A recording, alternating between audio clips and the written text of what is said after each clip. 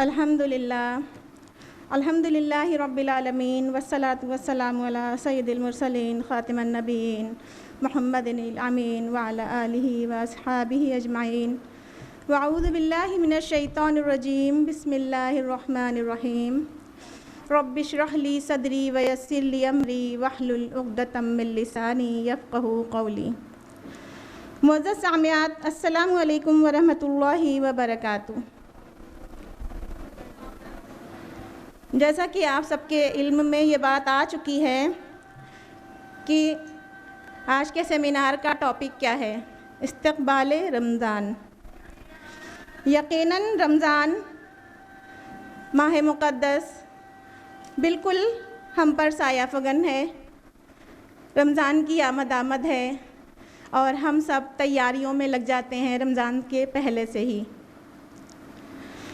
तो इसी रमज़ान की तैयारी के तहत हम क्या करेंगे और हमारी इबादत कैसी होगी, इंशाअल्लाह हम इस पर रोशनी डालेंगे, जिसको हम ये कह सकते हैं कि हमारे लेक्चर का टॉपिक होगा इबादत की रूह, उसका मकसद और उसकी हिकमत।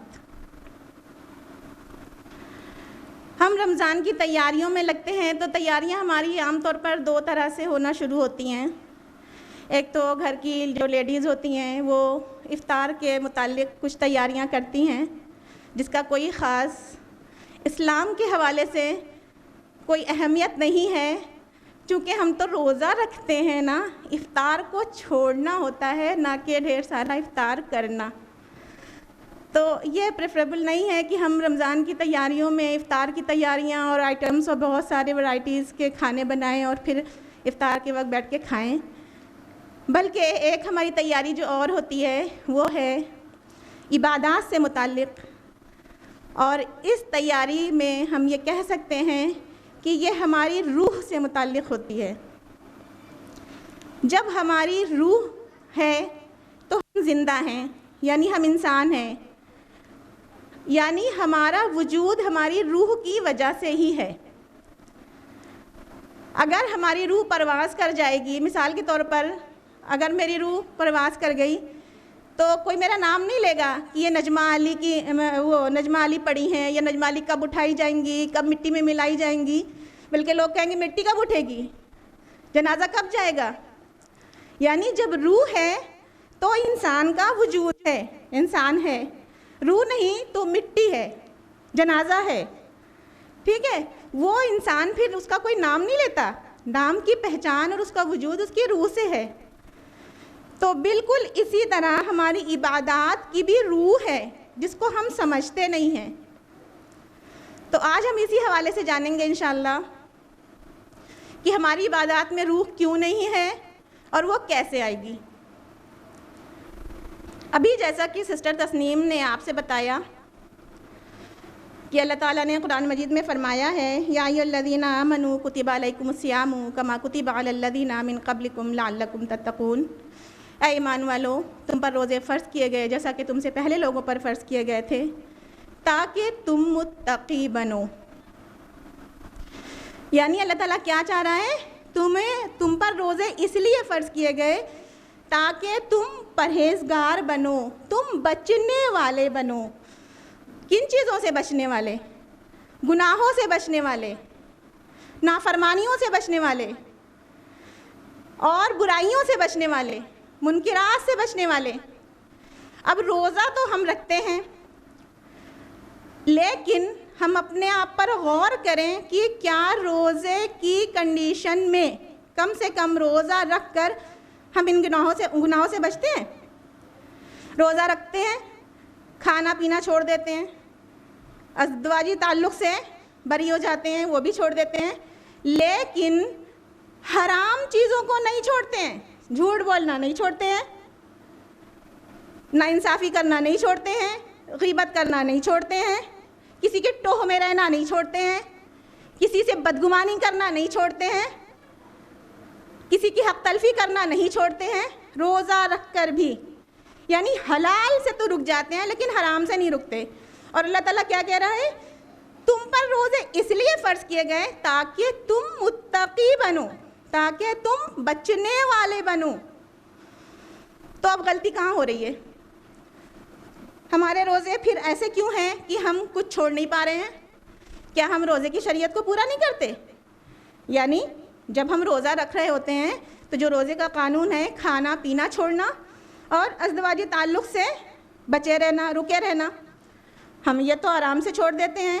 बहुत तेज़ शिद्दत की प्यास हमको होती है, गले में कांटे पड़ रहे होते हैं, लेकिन हम फिर भी एक घूंट पानी नहीं पीते। अगर हम चाहें तो किसी बंद कमरे में छुपकर कहीं जाके पानी पी लें, लेकिन नहीं पीते हैं। नेमतें हमारे सामने बहुत सारी रखी होती हैं, लेकिन हम कभी एक लुक़मा नहीं मुंह में डालते। क्यों? क्योंकि हम रोज़ा हैं।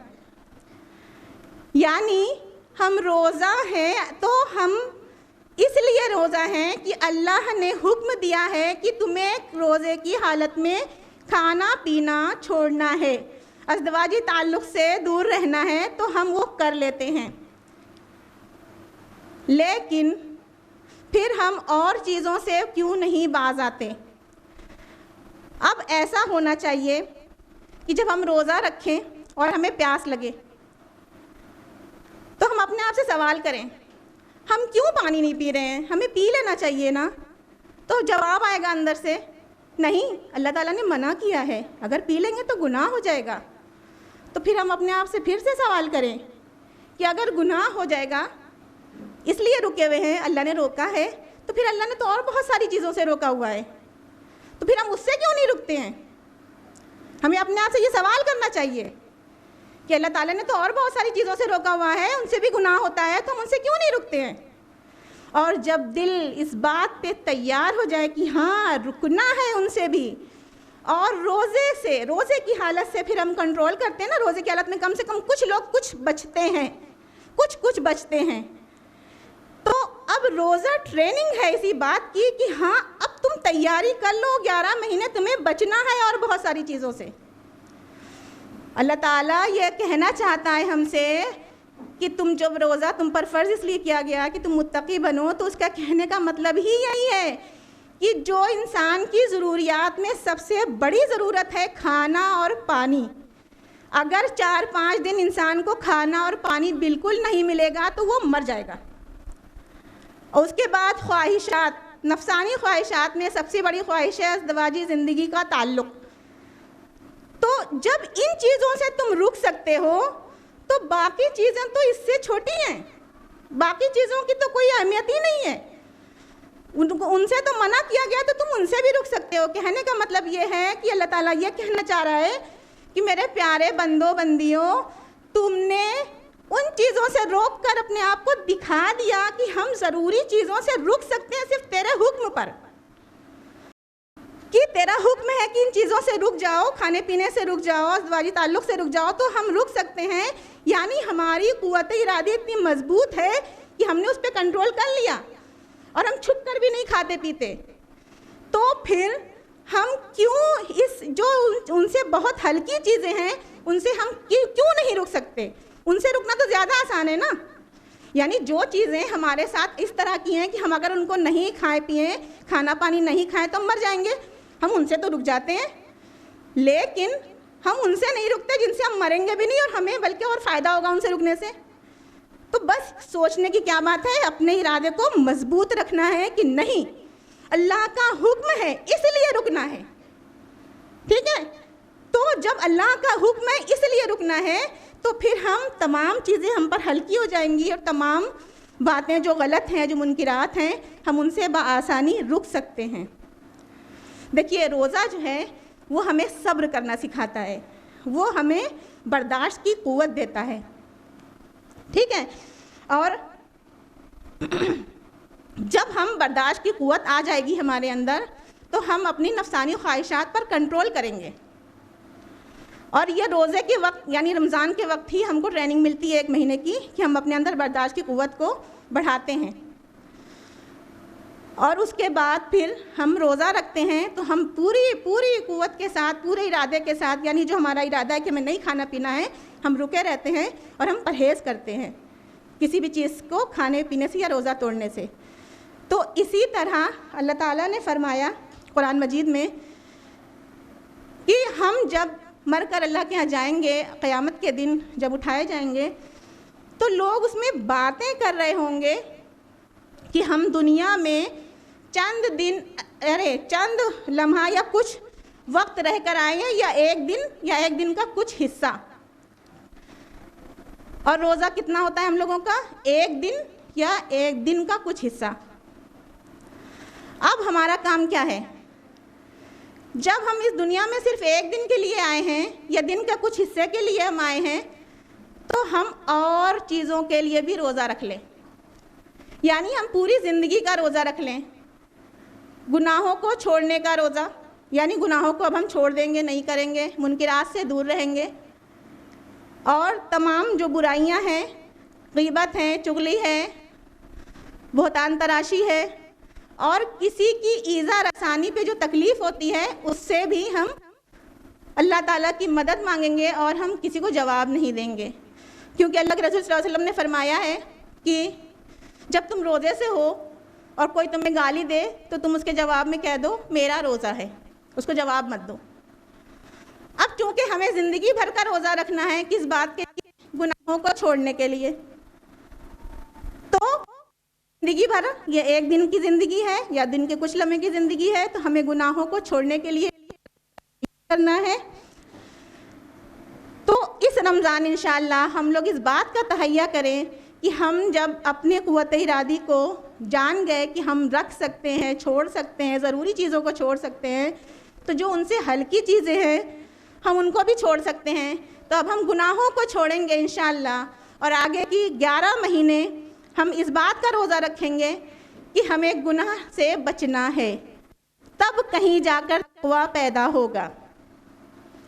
और हम इसको आपको एक और मिसाल से समझाते हैं। देखिए, अल्लाह ताला ने इंसान को बनाया, इसका 2 वजूद है ना, एक तो इसका रूहानी वजूद है इंसान का, और एक है हैवानी वजूद।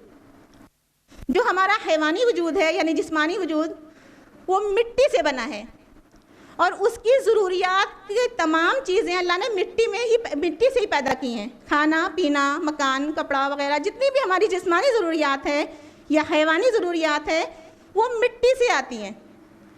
और जो हमारा रूहानी वजूद है, यानी जो हमारी रूह है, उसकी ग़िज़ा का इंतज़ाम अल्लाह ने आसमान से किया है, चूँकि रूह आसमान से आई है। अल्लाह ताला ने फ़रिश्तों से कहा था ना, जब आदम अलैहिस्सलाम का पुतला बनाया और फ़रिश्तों से कहा जब मैं इसमें अपनी रूह फूंक दूँ तो तुम सजदे में गिर जाना। तो यानी रूह आसमान से आई है। तो अल्लाह ताला ने उसके कवी होने के लिए उसकी ग़िज़ा का इंतज़ाम भी आसमान से ही नाजिल किया, मिट्टी से नहीं निकाला। और आसमान से क्या आया है? कुरान। हम कुरान से जुड़ेंगे। जब हम कुरान से जुड़ेंगे और कुरान को पढ़ते हैं, और फिर रमज़ान में ही क़ियामुल लैल का हुक्म है, ये फ़र्ज़ नहीं है क़ियामुल लैल, लेकिन अगर हम पढ़ते हैं, क़ियामुल लैल करते हैं, तो हमारी रूह को तक़वियत मिलती है। हम कुरान से जुड़ते हैं तो हमारी रूह को ग़िज़ा मिलती है। अब देखिए, एक तरफ हम रोज़ा रख रहे हैं, रोज़ा रखने से हमारी जो नफ्सानी ख्वाहिशात हैं वो थोड़ी कमज़ोर हो रही होती है, और दूसरी तरफ हमारी रूह कवी हो रही होती है। तो हम अगर मौलाना असरार अहमद के लफ्ज़ों में कहें तो जो हमारी नफ्सानी ख्वाहिशात हैं वो एक मुज़ोर घोड़े की तरह हैं। ठीक है, ये एक मुज़ोर घोड़ा है जो हमारी ख्वाहिशात हैं, बहुत ख्वाहिश होती है, और ख्वाहिश ही हमें हराम की तरफ ले जाती है, और हमारी रूह हलाल की तरफ ले जाती है, हराम से बचाती है। लेकिन हमारे साथ होता क्या है कि हम लोग अपने जिस्म का, अपनी ख्वाहिशात का तो बड़ा ख्याल रखते हैं, लेकिन अपनी रूह को भूल जाते हैं। रूह हमारी लागर होकर, कमज़ोर होकर कहीं किनारे दब जाती है और मुर्दा हालत में पड़ी रहती है, और हमारी ख्वाहिशात इतनी बुलंद होती है कि हम अपनी ख्वाहिशात पूरी करने के लिए फिर ना हलाल का फ़िक्र रहती है, ना हराम की फ़िक्र रहती है, कुछ भी करने को, कुछ भी खाने को तैयार रहते हैं। ठीक है, तो अब हम रमज़ान के दिनों में रोज़ा रखकर अपनी ख्वाहिशात से नफ्स को दबाते हैं एक तरफ, यानी वो कमज़ोर हो रही होती है, और जो हमारी रूह है वो मजबूत, मतलब कवी हो रही होती है। तो चूँकि ये एक मुज़ोर घोड़े की तरह है हमारी ख्वाहिशात, तो जो उसकी सवारी है वो हमारी रूह है। अगर रूह कमज़ोर होगी और ये मुज़ोर घोड़ा ज़्यादा ताकतवर होगा तो ये तो हमें ले जाके कहीं पटक देगा ना, और कहाँ पटकेगा? जहन्नम में। लेकिन जब हमारी रूह कवी रहेगी, हमारी रूह मजबूत रहेगी, तो और ये जो ख्वाहिश नफ्स है ये कमज़ोर रहेगी, यानी ये घोड़ा कमज़ोर रहेगा, तो रूह जो सवारी है इसकी, उसको कंट्रोल करेगी, उसको लगाम लगाएगी और उसको उधर मोड़ेगी जिधर सही रास्ता है। ठीक है, तो जब हमारी रूह कवी होगी तब ये काम होगा कि हम सही की तरफ मुड़ पाएंगे। और रूह कवी कैसे होगी? कुरान से जुड़ने से। जब तक हम कुरान से नहीं जुड़ेंगे, हम कुरान को नहीं समझेंगे, कुरान को नहीं पढ़ेंगे, हमारी रूह लागर ही रहेगी। और जैसे ही हमारी रूह मजबूत होती है, कवी होती है, तो वो फिर हमें तक़वा सिखाती है, वो हमें हराम से बचा के हलाल की तरफ ले जाती है और हमें अल्लाह का रास्ता दिखाती है। और फिर इंसान, इसकी रूह तड़पती है अब खुदा से मिलने के लिए। और जब रूह खुदा से मिलने के लिए तड़पती है तो इंसान खुशू और खुजू के साथ नमाज़ें पढ़ता है, अल्लाह के साथ जुड़ना चाहता है, ढूंढता है अपने मालिक को। और फिर इसी रमज़ान में वो एतिकाफ़ करता है। एतिकाफ़ इबादत की मुंतहाए कमाल, यानी अभी तक तो हमने खाना पीना छोड़ा था, अब घर भी छोड़ दिया। अभी तक अज़दवाजी ताल्लुक़ से हम दिन में रुके थे, अब रात में भी रुक गए।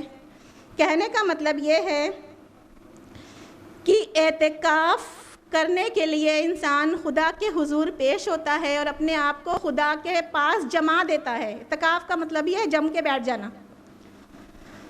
अब एक बात थोड़ी सी यहाँ पर, हम औरतें हैं चूँकि, तो हम लोगों के लिए ये मसला है कि हम लोगों को मस्जिद में एतिकाफ़ करने को नहीं मिलता है, हम लोगों को घर में ही एतिकाफ़ करना होता है। जबकि अल्लाह के रसूल सल्लल्लाहु अलैहि वसल्लम के ज़माने में आपके अज़वाज मुतहरात रज़ियल्लाहु अन्हुम अजमईन, वो मस्जिदों में खेमा लगाकर उनके लिए खेमे नस्ब किए जाते थे और वो उसमें एतिकाफ़ किया करती थीं।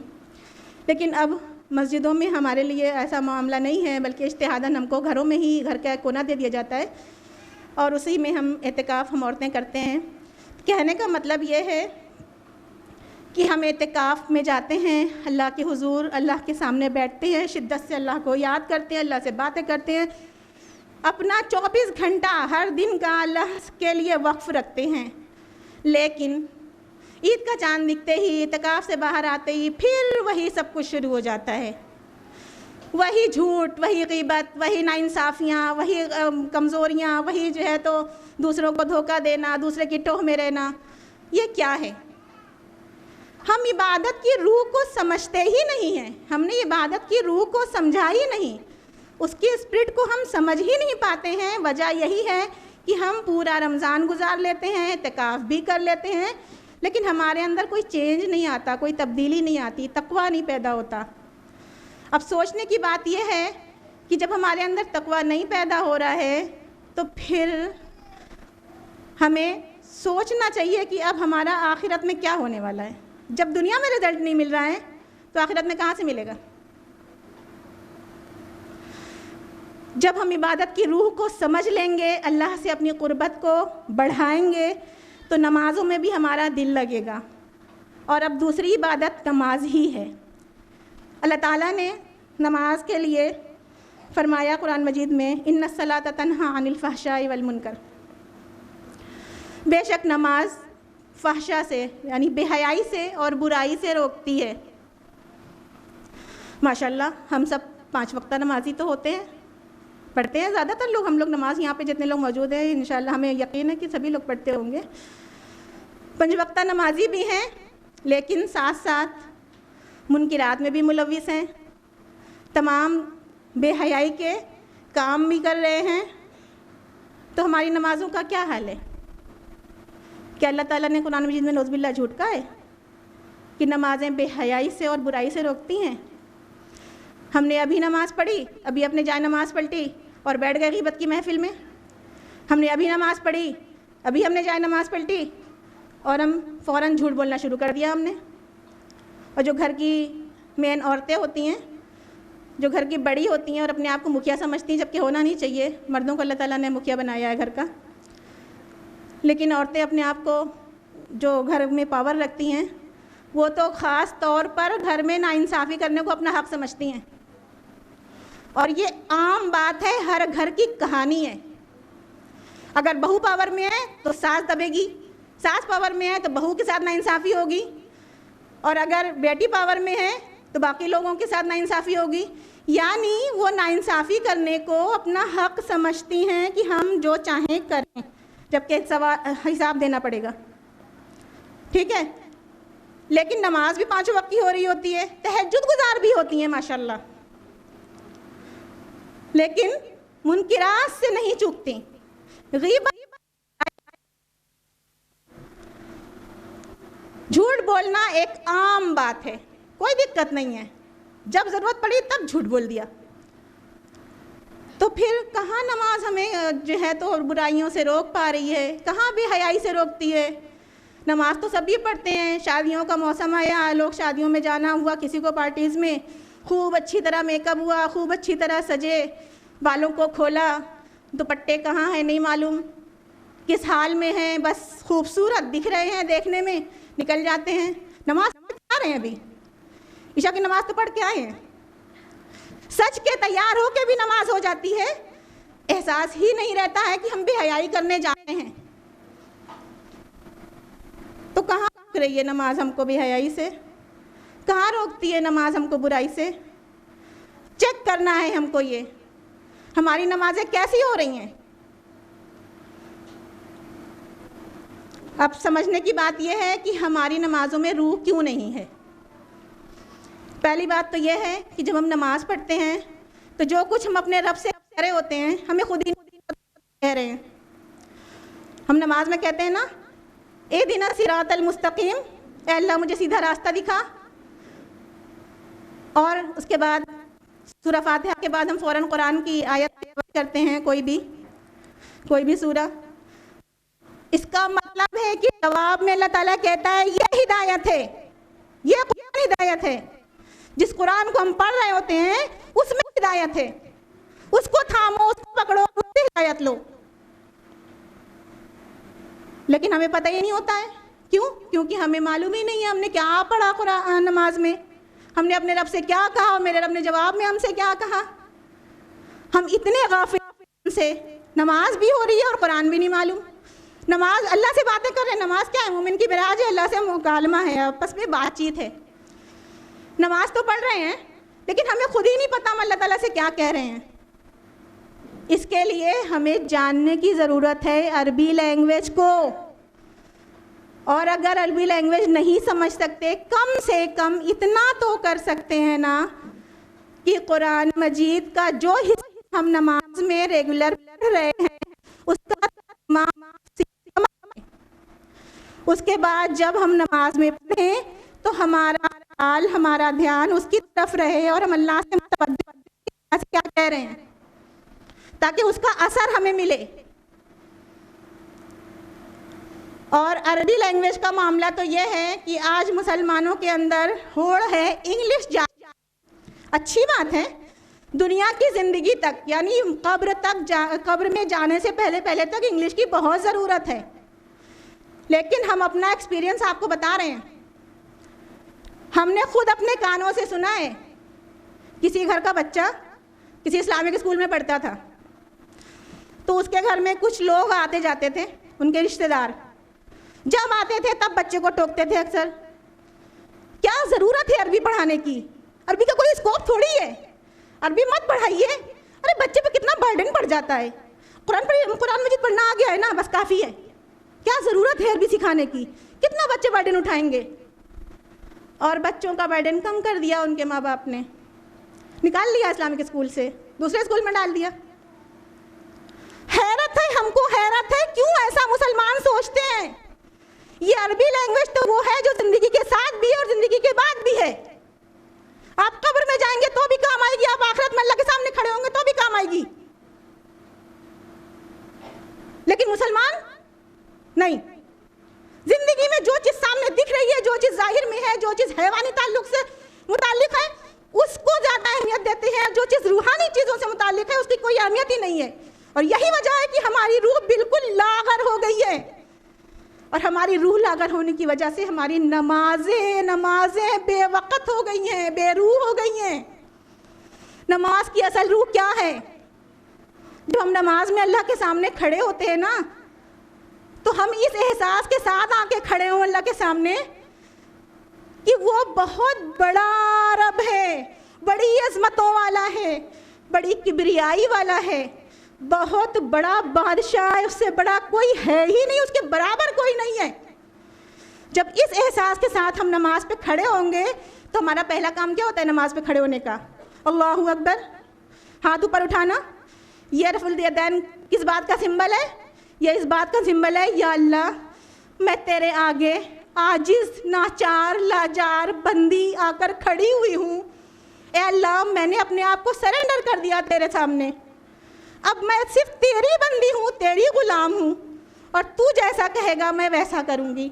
और फिर सूरह फातिहा पढ़ी जाती है, अल्लाह की हम्द व सना की जाती है, तो अल्लाह ताला हर बात का जवाब देता है।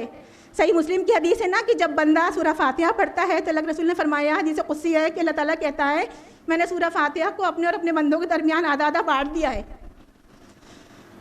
तो जब बंदा अल्लाह की तस्बीह बयान करता है तो अल्लाह ताला फ़ख्र से कहता है मेरे बंदे ने मेरी बड़ाई बयान की, मेरी तारीफ़ की। उसके बाद फिर अल्लाह ताला कहता है, जब बंदा कहता है कि इय्याका नअबुदु व इय्याका नस्तईन, तो अल्लाह ताला कहता है कि ये मेरे और मेरे बंदे के दरमियान की बात है। उसके बाद बंदा कहता है इहदिनस सिरातल मुस्तकीम सिरातल लज़ीना अनअमता अलैहिम गैरिल मग़ज़ूबि अलैहिम वलद्दॉल्लीन आमीन। अल्लाह मुझे सीधा रास्ता दिखा, उन लोगों का रास्ता जिन पर तूने अपनी नेमत अता फरमाया, जिन पर अपना इनाम अता फरमाया, उन लोगों का नहीं जिस पर तेरा गज़ब नाजिल हुआ।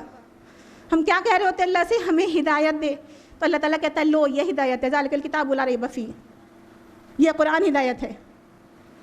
और हम कुरान को जब समझ ही नहीं पा रहे हैं तो फिर कहाँ से हिदायत मिलेगी हमको? उसके बाद हम रुकू करते हैं, रुकू में हम क्या कहते हैं? अल्लाहु अकबर कह के हम रुकू में जाते हैं। तो इसका मतलब क्या होता है कि हमने अल्लाह को ही सबसे बड़ा माना है, हमारी ख्वाहिश बड़ी नहीं है, हमारे लिए दुनिया बड़ी नहीं है, हमारे लिए हमारा रब ही बड़ा है। और रुकू करने का मतलब ये है कि अल्लाह हम तेरे आगे झुकते हैं। अल्लाह ने हमें चूँकि कुरान हिदायत दिया, हिदायत जो है वो कुरान हमें दिया, तो अल्लाह के शुक्राने में हम झुक जाते हैं उसके आगे। और फिर जब हम समी अल्लाहु लिमन हमीदा कह के कामा में खड़े होते हैं तो अल्लाह ताला ऐलान कर रहा होता है उस अल्लाह ने सुन लिया जिसकी तुमने हम्द की थी, समी अल्लाहु लिमन हमीदा। यानी अल्लाह ताला ने हमें जवाब दिया कि अल्लाह ने सुन लिया तुम्हारी बात। जब हमें पता रहेगा हम क्या कह रहे हैं तभी तो हमें समझ में आएगी कि अल्लाह ने क्या सुना और हमें क्या करना है अब। और जब अल्लाह ने हमें यह बताया कि अल्लाह ने सुन लिया तो फौरी तौर पर हम सजदे में जाते हैं। और सजदा है अलामत अल्लाह का शुक्र अदा करने की, यानी शुक्र की सबसे बड़ी जो अजीम अलामत है वो सजदा है। और सजदे में जाकर हम अल्लाह की भी हम्द व सना करते हैं, अल्लाह की तारीफ़ बयान करते हैं। तो इसका मतलब ये है कि हमारा अल्लाह से क़ुरबत हमारी महसूस होती है। वस्जुद वक़्तरिब, यानी अल्लाह से और करीब हो गए हम सजदे में जाकर। क्या एहसास होता है नमाज के दौरान? नहीं होता है ना। बस इसलिए नहीं होता है कि हम एक तो नमाज की रूह से वाकिफ़ नहीं है। नमाज क्या है? नमाज इबादत में सबसे बड़ी इबादत है। इबादत का मतलब होता है बंदेगी, इताअत, ठीक है। नमाज प्रस्तिश है, जिसको कहेंगे वर्शिप, पूजा। नमाज वो इबादत है। और अल्लाह ताला ने दिन के 8 पहरों में, दिन भर में 8 पहर होता है, 8 पहर में 3 पहर हम सोते हैं और 5 पहर हम काम करते हैं। हर पहर के आगाज़ पर एक नमाज रख दिया है। और अल्लाह ताला ने फरमाया है अक़ीमुस्सलात लिज़िक्री, मेरी याद के लिए नमाज कायम करो। और हमें तो ऐन नमाज की हालत में अल्लाह याद नहीं रहता। जब हम उसकी स्पिरिट के साथ, उसकी रूह के साथ नमाज़ पढ़ेंगे, अल्लाह से जुड़ के नमाज़ पढ़ेंगे, हम कुरान को समझते हुए नमाज़ पढ़ेंगे, तो अल्लाह की याद आएगी ना। और फिर जैसे ही हम नमाज से बाहर होते हैं तो हमें एहसास होना चाहिए, हमें एहसास होना चाहिए कि हम कह के क्या आए हैं अल्लाह से। हम अभी कह के आए हैं इहदिनस सिरातल मुस्तकीम, उसके बाद फिर हम झूठ बोलेंगे, फिर हम हराम कमाएंगे? नहीं, बल्कि हम बचेंगे उससे, क्योंकि हमें ये याद रहेगा कि हम अल्लाह से ये कह के आए कि हमें हिदायत दे, हमें सिरात मुस्तकीम पे चला। तो हम उस काम को नहीं करेंगे जो हिदायत से दूर है, जिस पर अल्लाह का गज़ब नाजिल होता है। तो हम नमाज की रूह को समझें, उसकी स्पिरिट को समझें और उसको जैसा कि अल्लाह ने हुक्म दिया है वैसा पढ़ने की कोशिश करें। हम आपसे और भी बात करते लेकिन वक्त बहुत कम है, इसलिए हम थोड़ा सा आपको अब शॉर्ट में ही बताएंगे। तो हमें अपनी नमाज़ों में, अपनी इबादत में रूह को पैदा करना है, और रूह को पैदा करने के लिए, रूह को लाने के लिए हमें अपनी रूह को कवी रखना है। और हमारी रूह तब कवी होगी जब हम कुरान से जुड़े रहेंगे, जब हम दीन से जुड़े रहेंगे, जब हम इस्लाम से जुड़े रहेंगे। फिर तीसरी इबादत है ज़कात। अल्लाह ताला ने सूरत आया, खुज़ मिन अम्वालिहिम सदक़तन व तुताहिरुहुम व तुज़क्कीहिम बिहा, इनसे इनके मालों का सदका लो और उससे इनका तज़किया करो, इनको पाक करो और इनका तज़किया करो। जब इंसान माल कमाता है तो अल्लाह की राह में माल को अपने देता है, उससे उसको पाकीज़ा किया जाता है।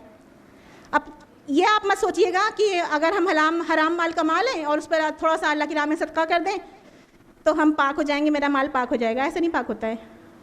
पाक करने का मतलब ये है, कहने का मतलब ये है कि जब अल्लाह की राह में हम माल को खर्च करते हैं तो हमें इस बात का एहसास होता है, और या फिर हम अल्लाह के सामने ये कह रहे होते हैं कि या अल्लाह, ये दुनिया मेरे लिए अहम नहीं है बल्कि मेरे लिए आखिरत अहम है।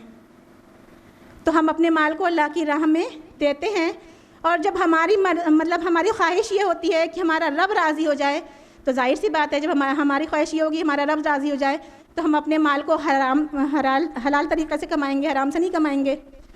और जब हमारा हदफ ये रहेगा कि हम इससे जन्नत हासिल करेंगे, तो फिर ऐसा भी नहीं हो सकता कि हम कुछ पैसा सवाब के काम में लगा दें और कुछ गुनाह के काम में लगाएं।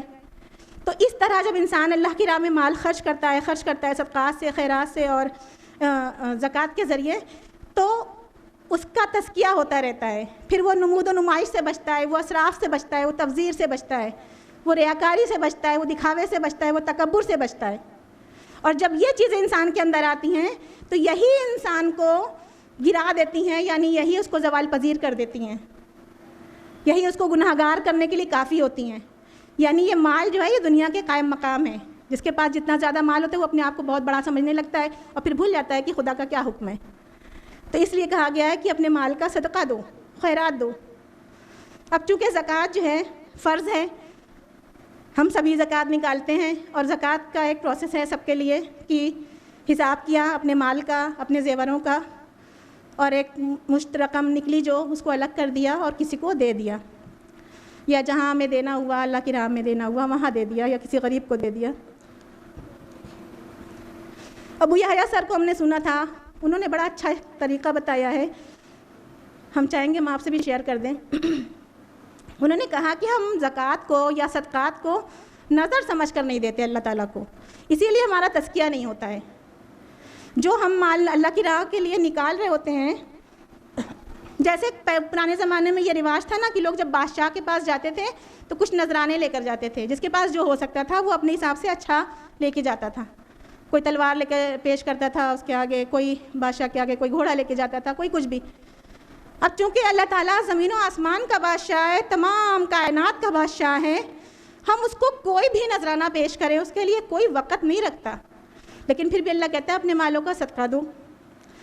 जब हम उसको नजराना और नज़र समझकर अल्लाह के आगे पेश करेंगे तो उनका कहना था कि आप माल को एक तरफ रख दीजिए और आप अल्लाह के आगे अपना दामन फैलाकर बैठ जाइए और अल्लाह ताला से दुआ कीजिए और अल्लाह ताला से जुड़िए, अपना ज़िंदा ताल्लुक़ कायम कीजिए और अल्लाह से कहिए, ए दोनों जहाँ के रब, ए ज़मीन व आसमान के बादशाह, ए मेरे मालिक, ए दुनिया के मालिक, मैं तेरी अदना सी बंदी, तेरी अदना सी ग़ुलाम, मेरी क्या वक़्त कि मैं तुझे कोई नजराना पेश कर सकूं, मैं तुझे कोई नज़र दे सकूं। अल्लाह, मैं दुनिया की तमाम चीज़ें ला के तेरे आगे रख दूं तो तेरे लिए हक़ीर है, तेरे लिए कोई माने नहीं रखती, लेकिन मेरे मौला हम ये छोटा सा नजराना तेरे हुजूर पेश कर रहे हैं, इसे कबूल कर ले, इसे शर्फ़ कबूलियत अदा कर दे और इसे अपने हुजूर कबूल कर ले और मुझे इसका अजर अता कर दे। उनका कहना था कि फ़रिश्तों में दौड़ लग जाएगी, ये कौन है जो अपना दिल लेकर आया है अपने माल की जगह, फ़रिश्तों में दौड़ क्यों लग जाएगी। कहने का मतलब ये है कि फ़रिश्ते अल्लाह के पास इस बंदे के इस नेकी को पहुंचाएंगे तो हर फ़रिश्ता ये चाहेगा कि हम पहुंचाए अल्लाह के आगे। और फिर जब हम इस हिसाब से अपने माल को अल्लाह के आगे देंगे तो हमें जो एहसास होगा ना उस माल को अल्लाह को देने का, उसका मज़ा ही दोबारा रहेगा। वो आप महसूस करेंगे तो फिर आपको एहसास होगा कि वो क्या चीज़ है, क्या मज़ा है, क्या हलावत है, जब आप अल्लाह को इस दिल से अपना माल देंगे। हज़रत ईसा अलैहिस्सलाम का कौल है ना कि इंसान का दिल वहीं होता है जहाँ उसका माल होता है। तो जब आप अपना माल अल्लाह की राह में सर्फ करेंगे तो आपका दिल भी वहीं लगा रहेगा। और अल्लाह के रसूल सल्लल्लाहु अलैहि वसल्लम ने फरमाया है, तुम कहते हो मेरा माल मेरा माल, तुम्हारा माल तो वो है जो तुमने खा लिया और पहनकर बोसीदा कर लिया और जो आगे भेज दिया, बाकी तो सब तुम्हारे विरसा का माल है। कहने का मतलब ये है कि हम जो खा लेते हैं, जो पहनते हैं, वो हमारा हो गया, आगे मौत का तो कोई मालूम नहीं क्या कब मौत आ जाए। और जो हम आगे भेज रहे हैं अल्लाह क्या हम जमा कर रहे हैं, अल्लाह बैंक में जमा कर रहे हैं, असल में वो हो रहा है।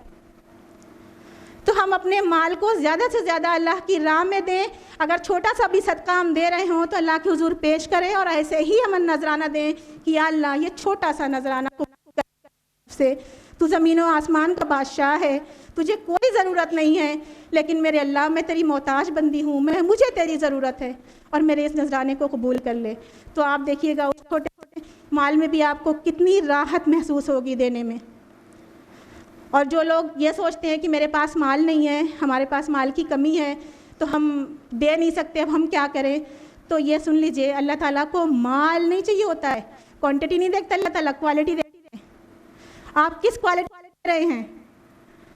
आप थोड़ा बस माल दे रहे हैं, लेकिन उस माल को आप किस दिल से, किस रूह के साथ दे रहे हैं, अल्लाह के यहाँ यह लिखा जाता है, क्योंकि वहाँ वज़न अल्लाह के यहाँ। तो आप क्वालिटी देखिए और अच्छी क्वालिटी देंगे तो आपका माल बहुत जाएगा। तो अल्लाह ताला हम सबको अल्लाह का कुर्ब, अपना कुर्ब महसूस कराए और हमारे छोटे से भी सदक़े को अल्लाह ताला बड़ी से बड़ी कबूलियत दे। अब है इबादत उम्रा। हम सब उम्रे पर जाते हैं, अक्सर रमज़ान में भी जाते हैं कुछ लोग, और कुछ लोग बाद में भी ऐसे भी जाते हैं। लेकिन उम्रे पर हम जब जाते हैं तो हम अपना घर छोड़ते हैं, अपना वतन छोड़ते हैं, अपनी जीनतों को करते हैं, एहराम पहनते हैं और हरम में दाखिल होते हैं तो हरम का तवाफ़ करते हैं। अब इसकी स्पिरिट को समझिए आप। जब हम हरम का तवाफ़ कर रहे होते हैं तो इसका मकसद क्या होता है, इसका मतलब क्या होता है कि ऐ अल्लाह तू ही मेरी ज़िंदगी का मरकज़ और महवर है, मेरी पूरी ज़िंदगी तेरे ही इर्द गिर्द घूमती है और घूमेगी। उसके बाद जब हम सही करते हैं तो सही का मतलब होता है भाग दौड़ करना या कोशिश करना। हम कोशिश और भाग दौड़ किन चीज़ों के लिए करते हैं? कुछ फ़ायदा पाने के लिए, कुछ सुकून पाने के लिए। और सबसे बड़ा सुकून जो मिलता है इंसान को वो अल्लाह का बंदा, उसकी बंदी बनने में मिलता है। और फिर फ़ौरन सही के बाद हम अपना बाल कतरवाते हैं, कटवाते हैं, और जेंट्स हजरात जो है वो अपना मतलब सर गंजा करवाते हैं।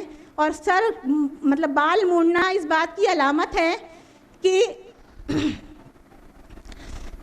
जब पहले कदीम ज़माने में किसी का ग़ुलाम बनाया जाता था तो उसका बाल गंजा किया जाता था। तो हम बाल अपना तरशवा कर, बाल उतरवा कर अल्लाह के सामने यह एतराफ़ कर रहे होते हैं कि अल्लाह मैं तेरी बंदी बन गई, मैं तेरा बंदा बन गया, मैं तेरी बंदी और तेरा बंदा ही बनने तो यहाँ आया था उम्रा करने। लेकिन हमारा मामला क्या रहता है? हम जाते हैं, उम्रा करते हैं, फिर शॉपिंग करते हैं, कुछ टूरिज़्म का वो मकसद होता है वो करते हैं, चले आते हैं। क्या कोई तब्दीली आती है? हम अल्लाह का बंदा बंदी बनने चाहते हैं, वहाँ से आके कोई चेंज आता है? नहीं आता। तो अब इस स्पिरिट के साथ जाइएगा, इस रूह के साथ जाइएगा कि मैं अल्लाह का बंदा, उसकी बंदी बनने आई हूँ। और जब बाल मुड़ जाए तो इस बात का एहसास हो कि हम तेरे बंदे बन गए, अब सारी ज़िंदगी सिर्फ तू ही मेरा मरकज़ और महवर रहेगा और तेरे ही इर्द गिर्द मेरी ज़िंदगी को घूमेगी। उसके बाद हम हज करते हैं। हज में कुछ एक तमसील और बढ़ जाती है, इसी तमसील में एक कुछ और बढ़ जाता है कि हम मीना जाते हैं, अराफात जाते हैं और शैतान को कंकड़ियाँ मारते हैं। ये किस बात की अलामत है? ये इस बात की अलामत है कि ऐ अल्लाह शर की रहूँगी, मैं की तरफ नहीं रहूँगी, बल्कि मैं जंग लड़ूंगी शैतान से, और अगर आना पड़े तो बहाऊंगी, जिस करके जानवर का खून बहाया जाता है। हम लोग कुर्बानी करते हैं ना, यहाँ पर भी कुर्बानी का मकसद क्या होता है? बिरयानी खाना, कबाब खाना, चापे खाना। लेकिन मेन मकसद इसका ये होता है कि अल्लाह ताला, मैं तेरी बंदी तो बन गई हूँ, अब मैं तेरी तरफ से लड़ूंगी, दुनिया मुझे मलामत करती रहे, मैं हक बजानी भी रहूंगी, हक की तरफ से ही लड़ूंगी। कई बार होता है ना कि अगर घर का कोई फर्द, किसी से कोई झगड़ा हो जाता है तो हर अपना रिश्तेदार अपनी रिश्तेदारी का साथ देता है, चाहे वो कितना गलत हो। होना ये नहीं चाहिए, होना ये चाहिए जो हक पर हो उसका साथ दो, चाहे जितना करीबी आपका रिश्तेदार हो, आपके माँ बाप ही क्यों ना हो, आपकी औलाद ही क्यों ना हो। अगर दूसरी जानिब के लोग सही हैं, हक पर हैं और ये बातिल पर हैं, तो आप हक का साथ दीजिए, कहने का है। तो शैतान को मारना, बहाना, इसका मतलब यही है कि हम हक बजानिब रहेंगे, चाहे मुझे अपना खून ही क्यों ना बहाना पड़े। तो इस तरह जब हम इबादत की रूह को समझ कर इबादत करेंगे तो इंशाअल्लाह हम ज़रूर अल्लाह से बहुत करीब हो जाएंगे। और आखिर में हम एक बात और आपको बता दें, पहले तो खुशखबरी सुना देते हैं। हदीस है हज़रत आयशा रज़ी अल्लाह अन्हा से मरवी है, ये हदीस मिशकात की है, 2534 इसका नंबर है। हज़रत आयशा रज़ियल्लाहु अन्हा फरमाती हैं कि मैंने रसूलुल्लाह सल्लल्लाहु अलैहि वसल्लम से पूछा, या रसूलुल्लाह, क्या औरतों पर भी जिहाद फ़र्ज़ है? तो आप सल्लल्लाहु अलैहि वसल्लम ने फरमाया, हाँ, औरतों पर जिहाद फ़र्ज़ है, लेकिन क़िताल नहीं, ये जिहाद हज और उम्रा है। यानी हम औरतें अगर हज और उम्रा पे जा रही हैं, हम जिहाद पे जा रहे होते हैं, इतने बड़े अचीवमेंट पे जाते हैं, और हमारी अगर वहाँ किसी तरह मौत आ गई तो हम शहीद कहलाएंगे। तो फिर अल्लाह के वास्ते आप ये सोच के मत जाइएगा कि इतना जेवर लेकर आएंगे, इतनी शॉपिंग करके आएंगे, इतना ख़रीद के ये आएंगे, इतना घूम के वहाँ आएंगे। अल्लाह की बंदी बनने जाइएगा तो आपको जिहाद का भी सवाब मिलेगा, और फिर आपके अंदर उसकी रूह उतरेगी तो ज़िंदगी भर आपके अंदर उसका असर रहेगा इंशाअल्लाह। आखिर में हमें बहुत कम वक्त बहुत तेज़ी से गुजर रहा है, और आप में भी बेचैनी दिख रही है। बताने को तो बहुत कुछ है, लेकिन अब जो है तो हम ख़त्म ही कर देते हैं। रोज़े के हवाले से एक बात और कहना था कि हम जो है ख्वाहिशात हमारे अंदर बहुत ज़्यादा होती हैं ना, और ख्वाहिशातों का दरवाज़ा जो हमारी आँखें हैं ये होती हैं, तो हमें अपनी आँखों की कुछ हिफाजत करनी चाहिए, और ये ट्रेनिंग शुरू कर दीजिए। अब कैसे हिफाजत करनी है इसकी? हम वो कोई चीज़ नहीं देखेंगे जिससे हमारे अंदर ख्वाहिश पैदा हो। एक मिसाल हम आपको बताते हैं। एक साहब जो है कार से पर्दा कर रहे थे, तो लोगों ने उनसे पूछा, आप कार से पर्दा क्यों करते हैं? तो कहने लगे, देखते हैं तो ख्वाहिश पैदा होती है, इसीलिए उससे रुकते हैं। तो मेरी आपसे ये रिक्वेस्ट है कि अपनी ख्वाहिशात को अगर रोकना है तो दूसरों के जेवर पे नज़र ना रखिए, दूसरों के महंगे महंगे कपड़े ना देखा कीजिए, बहुत घूर घूर के करीब जाकर इतना महंगा है, अच्छा हम भी लेंगे, ख्वाहिश पैदा होती है। दूसरों का जायज़ा मत लीजिए, दूसरों की अच्छी चीज़ों पर अपनी बुरी नज़रें मत डालिए, दूसरों का तज्जिया मत कीजिए। कहने का मतलब ये, एक नज़र पड़ जाए तो कोई बात नहीं है, लेकिन उसको नज़र गड़ा के देखना और फिर उसके बाद अपनी ख्वाहिश का इजहार करना और फिर उसी में घुलते रहना, ये हैवानी ख्वाहिश है, ये रूहानी ख्वाहिश नहीं है। तो रूहानी ख्वाहिश क्या है? अपनी अंदर की आँख को खुला रखिए, और आपकी जो अंदर की नज़रें हैं वो कहाँ टिकेंगी? जाके जन्नत में। वहाँ कोई कॉम्प्रोमाइज़ मत कीजिए, हमें सबसे ऊँची वाली जन्नत लेना है, हमें जन्नतुल फिरदौस लेना है, तो अपनी निगाहें वहाँ टिकाइए, और फिर देखिए इंशाअल्लाह अल्लाह ताला कितना करीब हो जाएगा हम सबसे। और ये इस रमज़ान शुरू कर दीजिए अपनी ट्रेनिंग को, रोज़ा रख कर इंशाअल्लाह से अपनी इबादत कीजिएगा, तो अल्लाह ने चाहा हमारे अंदर बहुत तब्दीली आएगी, और फिर हम कुछ महसूस करेंगे बदलता हुआ। और आखिर में हम यही कहना चाहेंगे कि रमज़ान के आखिर में आप ये महसूस कीजिएगा, ये देखिएगा कि हमारे अंदर कोई तब्दीली आई या नहीं आई। ये मत देखिएगा हम क्या कर रहे हैं, बल्कि पूरे रमज़ान ये चेक कीजिएगा हम क्या बन रहे हैं, हम क्या बन रहे हैं। तो हमें क्या बनना है और क्या तब्दीली लाना है, इस पर नज़र रखनी है इंशाअल्लाह इस रमज़ान। तो अल्लाह ताला हम सब की बहुत मदद करे और हम सब का रमज़ान बहुत अच्छा और रोज़े के साथ और उसकी स्पिरिट के साथ और तमाम इबादत की स्पिरिट के साथ गुजार दे। आमीन। व आखिरु दावाना अनिल हम्दुलिल्लाहि रब्बिल आलमीन। वस्सलामु अलैकुम व रहमतुल्लाहि व बरकातुहू।